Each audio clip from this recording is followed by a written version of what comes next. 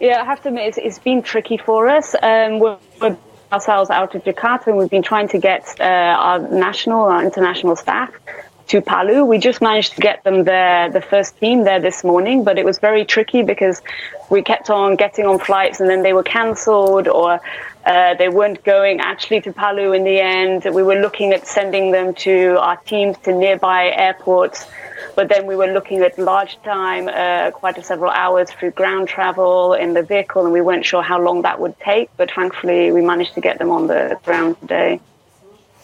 Just explain to me how you managed to get them on the ground there.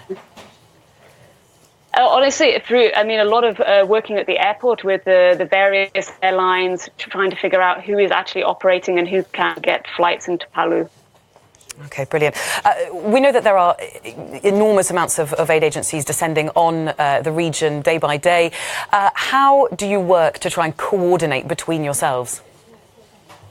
Well, in Indonesia, the government is really trying to take the lead to make sure there's a systematic approach. So there's this ASEAN Coordination Center for Humanitarian Assistance, and they're asking that all the INGOs and the local NGOs register there what assistance they can provide, and then they will give approval for activities to take place.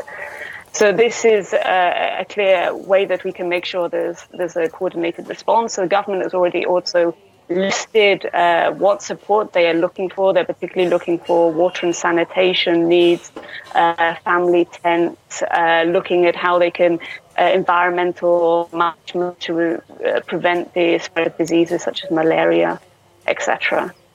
And of course, this is only the beginning of an enormous rescue effort. How long do you envisage being on the ground there? Initially, we're looking for our first round of projects probably for 6 months, but then phasing more into a longer-term recovery and livelihood recovery programs. Certainly these communities here will need a long-term response in order to get their lives back on track.